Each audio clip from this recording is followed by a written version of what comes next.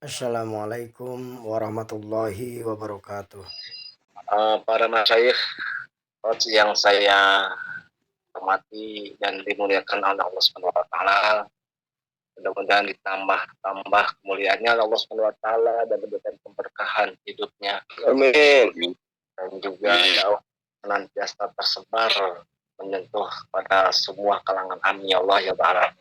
Amin. Salawat serta salam semoga tercurah kepada junjungan kita Nabi besar Muhammad sallallahu alaihi wasallam beserta keluarganya dan para sahabatnya serta para tabiinnya dan umat Islam semuanya. Mudah-mudahan senantiasa dapat limpahan rahmat sareng akhir Allah Subhanahu wa taala. Pak Prof yang saya hormati dan Ketua Polda dan rekan-rekan semua yang sama-sama saya hormati. Alhamdulillah ini sudah hari ke-9 kita menjalani puasa, mudah-mudahan senantiasa diberikan kekuatan dan kesehatan bisa merampungkan ibadah puasa ini dan juga bisa melaksanakan ibadah lainnya. Untuk mempersingkat waktu kepada Coach Profesor Agus Lukman dipersilakan untuk memberikan materi. Kalau di jadwal masih namanya materinya meningkatkan kualitas zikir dan doa di bulan Ramadan ya. Tapi itu penanggung Pak Prof aja. Baik, kita mulai saja kajian menjelang buka ini dengan baca basmalah. Bismillahirrahmanirrahim. Pak Prof untuk memberikan kajiannya. Bismillahirrahmanirrahim. Assalamualaikum warahmatullahi wabarakatuh. Waalaikumsalam warahmatullahi wabarakatuh. Alhamdulillah, nahmadu wa nasta'inu wa nastaghfiru wa na'udzu billahi min shururi anfusina wa sayyi'ati a'malina. May yahdihillahu fala mudilla lahu wa fala hadiya lahu. Asyhadu an la ilaha illallah. Yang saya hormati seluruh semua, seluruh para asatidz dan asatizah yang hadir pada sore hari ini. Mohon maaf, kami baru saja UPPA ini. Dan sebenarnya nggak kompeten untuk ngisi materi ini karena dihubungi sama Kiai Anwar dari Sakti yang jauh-jauh dan sudah terjadwal harus ini ya, kita coba-coba aja. Mohon maaf kalau memang materinya tidak tepat dan kapasitas menjelaskannya pas-pasan dan amalnya jauh dari harapan. Baik, di samping saya nih udah ada pakar sebenarnya nih Pak Sofyan nih, yang bareng. Alhamdulillah. Materinya sudah disusun tapi mungkin saya izin sebisanya ya untuk menjelaskan itu. Para Bapak Ibu sekalian, para asatidz dan asatizah sekalian, ini tafsirnya saya dan mudah-mudahan bermanfaat bagi kalian. Dalam kaidah bahasa Arab kalau nggak salah ada istilah al-amru, ada istilah ad-du'a. Kalau kita bicara tentang amr, perintah, itu biasanya adalah sama-sama memerintah, tapi amr dan doa ini sama-sama memerintah. Cuma hubungan antara yang merintah dan perintahnya beda. Kalau amru sering diartikan dengan memerintah itu karena dari atasan sama bawahan. Misalnya pimpinan kita meminta kita, walaupun bahasa meminta itu sama dengan perintah. Allah memerintahkan kita untuk sholat. Akhirnya sholat li dzikri, itu adalah perintah. Ada lagi sifatnya adalah doa. Doa itu permohonan, sebenarnya kayak perintah, tapi karena dari bawah ke atas bahasanya permohonan.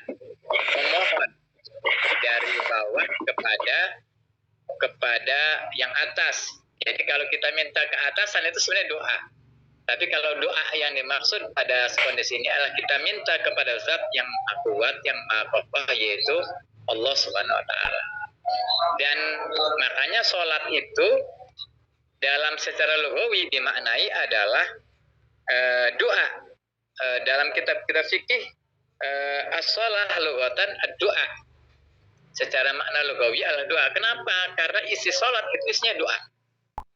Jadi sebenarnya semua proses yang kita laksanakan dalam konteks ibadah, sholat fardu dan sholat sunnah itu isinya doa. Coba kita misalnya dari mulai selain ini takbiratul ihram, terus kemudian kita baca bacaan kita Al-Fatihah, itu kan isinya doa kan?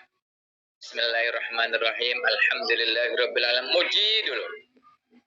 Baru kemudian kita doa, iyyaka na'budu wa iyyaka nasta'in, ihdinas shiratal mustaqim.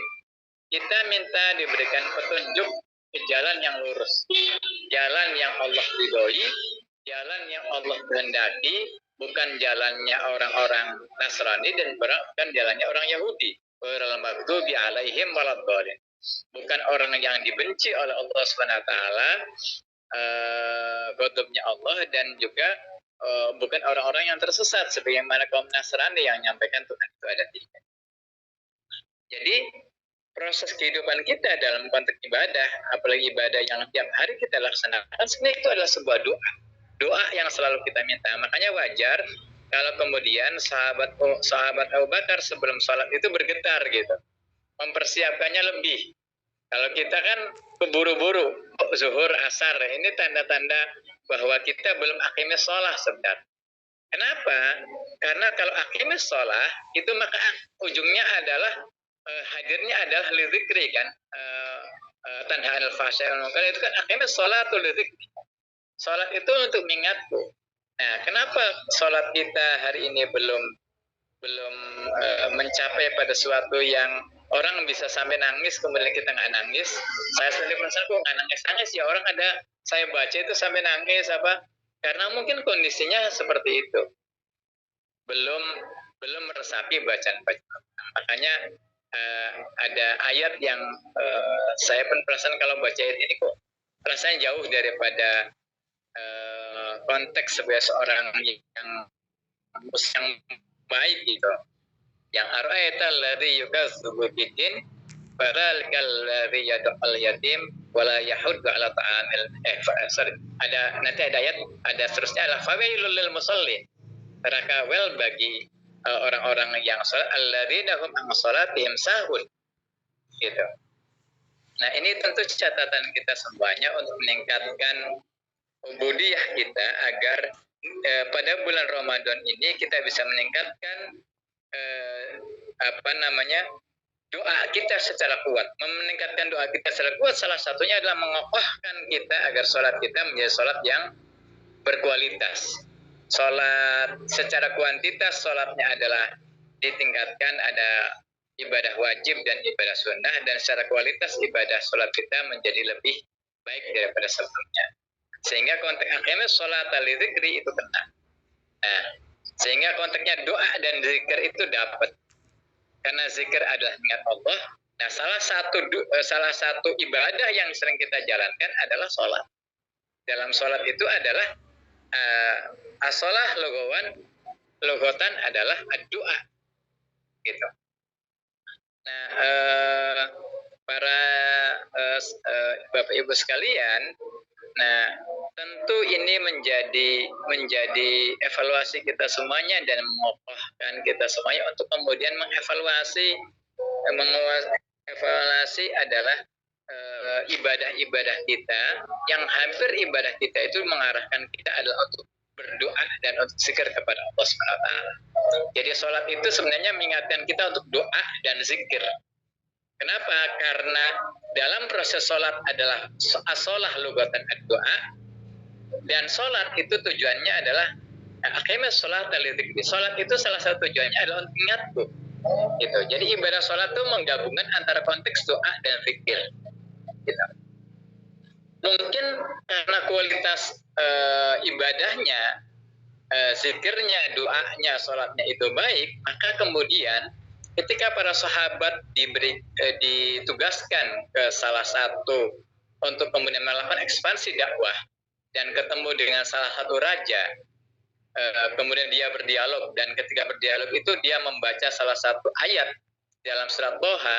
Beliau sampaikan, Toha ma anzalna 'alaikal qur'ana litashqa illa tadhkiratan liman yakhsha. Begitu ayat ini dibaca, maka kemudian seorang raja itu sampai menangis, dan dia menyampaikan ini bukan syair, tapi ini pasti lahir, pasti dihadirkan ucapan yang memang lahir dari zat yang maha agung, yaitu Allah SWT. Nah, tentu ketika dakwah ini menggema adalah nggak lain daripada pribadi-pribadi yang hadir ketika itu adalah pribadi-pribadi para sahabat yang zikirnya kuat, doanya kuat. Nah, salah satu hal yang dilakukan adalah bagaimana kualitas sholatnya memang luar biasa, sehingga sholat itu benar-benar yang as-sholah maknawi adalah doa itu memang benar-benar doanya bagus. As-sholat yang efeknya adalah yang berdampaknya adalah untuk lidzikri mengingat Allah SWT, juga benar-benar menjadi zikir kepada Allah SWT, sehingga memang nyambung bahwa sholat itu bukan sebuah laghun, tapi sholat itu adalah cara hamba untuk kemudian membangun hubungan vertikal dengan Allah. Nah, itu yang mungkin dihadirkan para sahabat, sehingga kemudian sahabat Umar ketika sebelum salat itu mempersiapkan perjasa, bahkan bergetar jiwanya gitu, dan wajar kemudian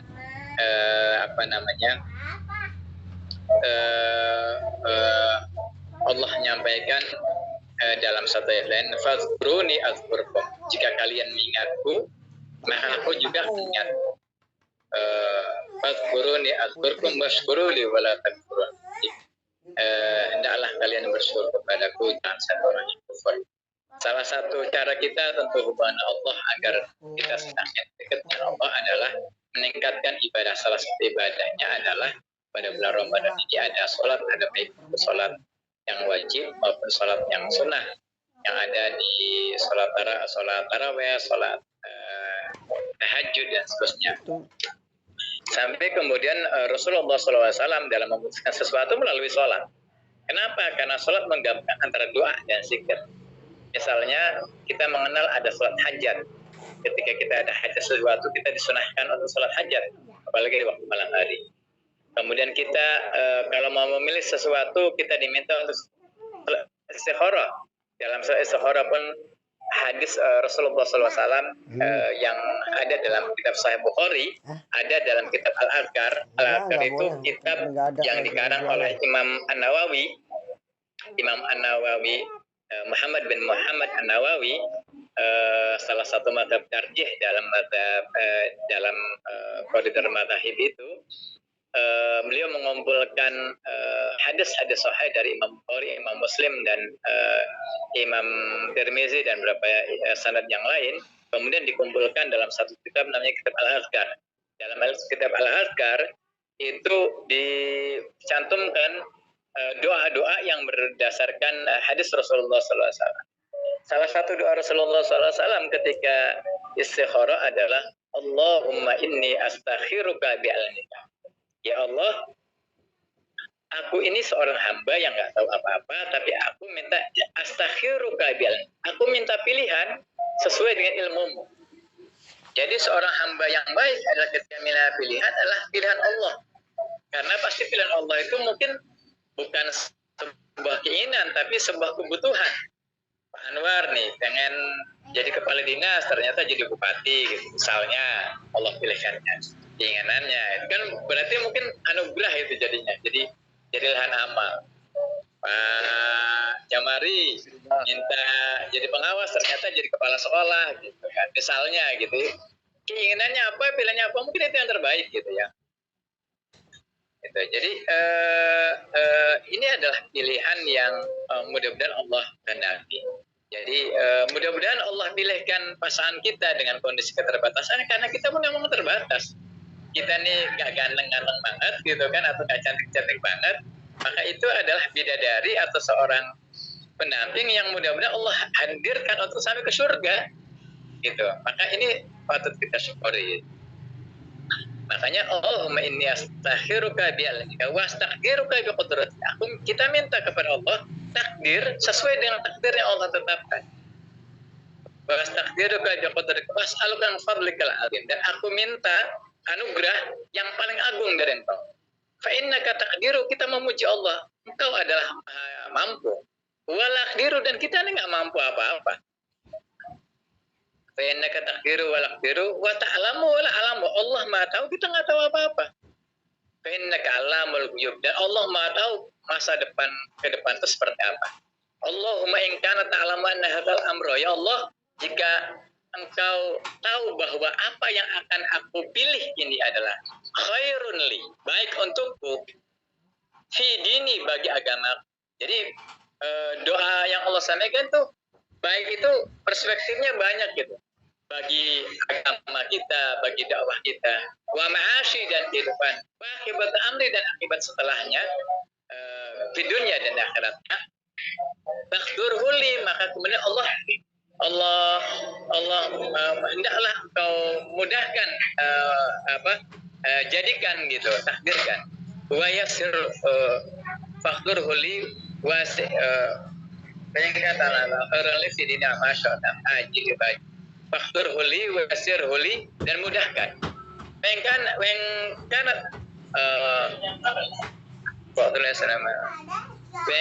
ta'lamana amru syarrun, jika perkara yang kita pilih adalah perkara yang memang tidak baik, fi dini wa ma'asyi wa amri ajili wa ajil fasrifu anni wasrif anhu, jauhkan. Jadi bisa jadi apa yang kita pilih itu bukan pilihan yang terbaik, maka kemudian ya Allah jauhkan gitu ya. Ngomong apa sih kowe? Pak Anwar pengen beli mobil gitu, ternyata dibikin susah gitu mobil Alphard itu, dapatnya cuma Innova gitu. Tapi Allah pilihkan tuh, ternyata tempat kerjanya jadi lebih mudah, lebih ini. Kira-kira begitulah ya. Jadi Allah tuh kadang-kadang bukan sesuai keinginan, tapi sesuai dengan kebutuhan. Nah, mudah-mudahan dengan pola kita, kemudian kita ini adalah wahana ta'ifun, sementara Allah adalah zat yang maha kaya, kita pasrahkan semuanya kepada Allah, mudah-mudahan Allah akan bantu. Dalam satu hadis qudsi yang ada dalam kitab, kalau nggak salah Nawawi bukan ya, kalau nggak salah di sana sampaikan, jika kita mendekat satu hasta, maka satu hasta, maka jika kita berjalan, maka Allah berlari. Jika kita mendekat Allah, jika kita berlari, maka Allah akan datang dengan cepatnya. Gitu. Artinya pada bulan Ramadan yang momentum kita semuanya untuk kemudian menjadikan kita semakin memperdekat diri kepada Allah melalui doa kita dan zikir kita, salah satu hal yang nggak bisa kita tinggalkan dan kita sama-sama lakukan adalah berupa sholat wajib, sholat sunnah. Semoga kita bisa tingkatkan baik itu secara kuantitas atau kualitasnya, sehingga kemudian mudah-mudahan kita bagian orang yang benar-benar menghadirkan ibadah ini adalah semakin mendekatkan diri kepada Allah. Jadi fadhkuruni azkurkum washkuruli wala takfur. Nah, saudara-saudara sekalian, secara konteks dulu ada satu diskusi ini antara murid sama gurunya. Ini kisah nyata yang diceritakan oleh seorang guru kepada anak muridnya ketika di satu sekolah. Satu waktu murid ini datang kepada guru SMA-nya. Guru SMA-nya tempat curhat dia, gitu, laki-laki. Beliau adalah siswa terbaik di SMA itu. Di kota itu dia sekolah di satu sekolah terbaik, di sekolah negeri SMA terbaik. Kemudian dan dia adalah anak rohis, ibadahnya bagus gitu ya. Nah, kemudian saat itu masih ujian, dia mau kuliah di ITB. Kemudian dia daftar di ITB. Pada itu dia ikut bimbel, rajin ibadah, pengajian pun rajin gitu. Kemudian dia tes. Setelah itu kemudian selang sekitar 2 minggu atau 1 bulan ada pengumuman. Di pengumuman itu dia cari nama dia. Saat itu kan mestinya pakai koran ya, korannya koran hak. Begitu dipilih tuh, ternyata nama dia nggak ada. Dipilih lagi, dia cari sampai sore dia cari, kok nama dia ada. Tapi nama teman-temannya yang secara ranking lebih rendah, secara kemampuan lebih rendah terpilih dan masuk ke ITB. Malam hari dia nangis terus gitu. Sampai kemudian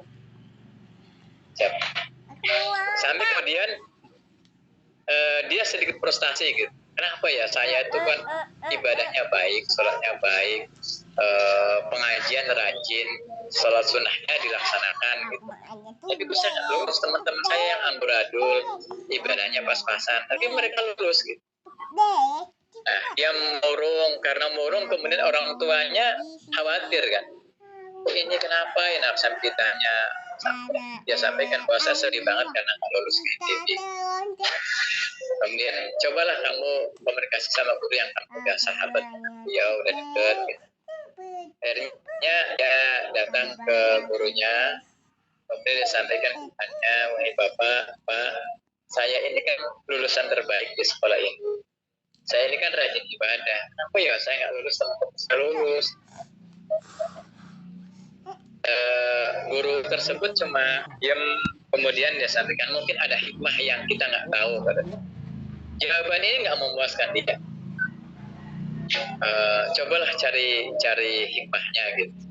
Nah, terus dia masih malas akhirnya untuk ibadah, untuk kegiatan malas. Akhirnya banyak burung, kegiatan-kegiatan lain. Gitu. Sampai kemudian dia ketemu lagi, dinasehati sama gurunya secara perlahan. Akhirnya kata guru itu, Dek, coba kamu sekarang mulai lagi belajar. Ayo doanya ditingkatkan lagi.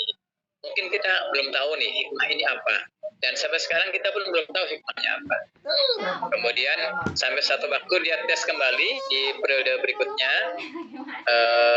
apa ya istilahnya, UMPTN ya saat dulu itu. Dan kemudian diumumkan lulus di ITB. Betapa senangnya dia. Dan kemudian masuk sampaikan gurunya, Pak, saya lulus alhamdulillah di ITB dan di jurusan yang saya suka. Nah, ketika masuk ITB selang setahun, anugerah yang Allah berikan adalah pada prodi itu, di kampus itu ada program untuk ke Jerman. Dan itu program itu baru dibuka gitu, double degree mungkin sekarang ini ya.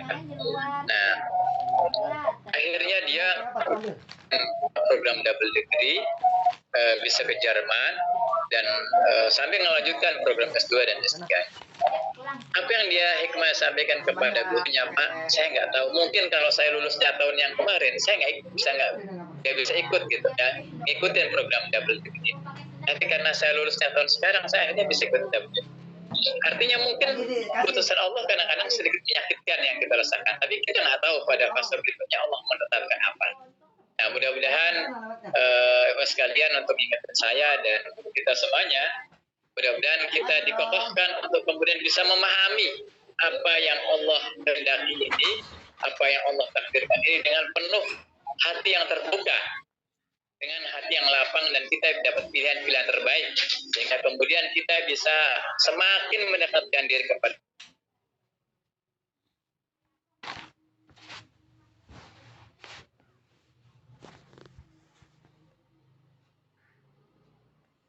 keluarga kita, bagi saudara kita, bagi sahabat-sahabat kita di Pandeglang, Banten, dan bahkan desa dan ya. Mungkin itu yang disampaikan Bang Asep Wahida, Bang Anwar. Mohon ditambahkan nanti dari yang lain. Mohon maaf sebelumnya jika banyak khilafah dan kesalahan, khususnya saya belum bisa mengamalkan apa yang saya sampaikan sendiri. Terima kasih. Assalamualaikum warahmatullahi wabarakatuh. Waalaikumsalam warahmatullahi wabarakatuh. Waalaikumsalam.